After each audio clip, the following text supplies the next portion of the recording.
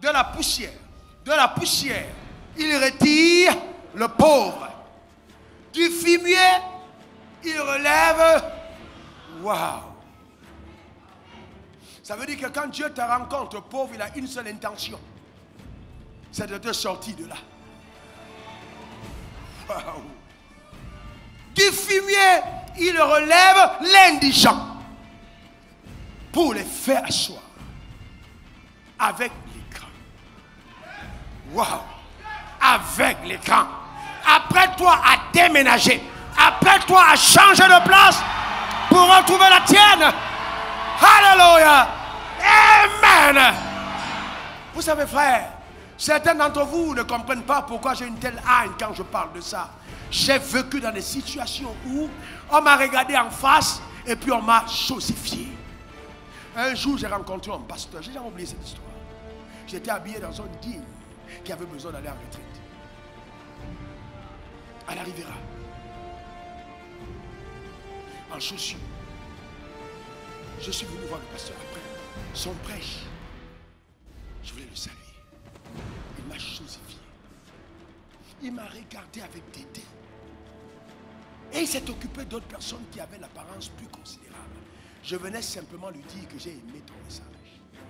Sauf que je faisais partie des indigents que Dieu était en train de délocaliser. J'ai dit il y aura une délocalisation. Ton amène m'embête. Une délocalisation. Dieu te fait changer de place. Je suis rentré chez moi, l'âme abattue. Le pasteur m'a chosifié. Mais vous savez, ne permettez jamais au regard des autres de vous donner d'habiter la vallée.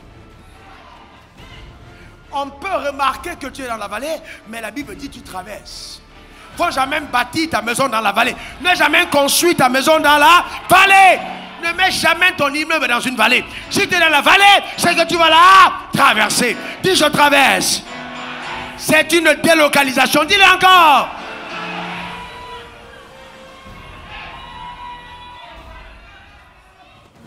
Quelques années plus tard, mon téléphone sonne à Abidjan.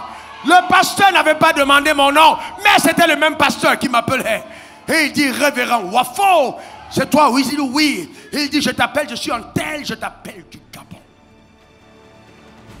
Je me suis rappelé le nom. Il dit, s'il te plaît, homme de Dieu, est-ce que tu peux venir chez nous, je t'en supplie, pour prêcher? Le même pasteur qui m'a chosifié, qui ne savait pas que c'était moi. Parce que quand vous êtes dans la galère, vous seuls connaissez votre image. Mais quand je vous sors de la galère, les gens qui vous ont vu avant, ils ne vous reconnaissent pas. Est-ce que quelqu'un comprend?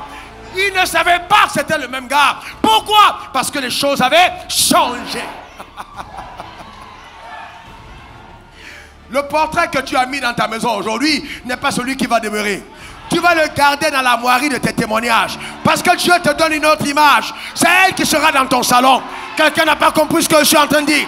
Cela arrive dans ta vie ce soir. Au nom suprême de Jésus. Quelqu'un dit yes.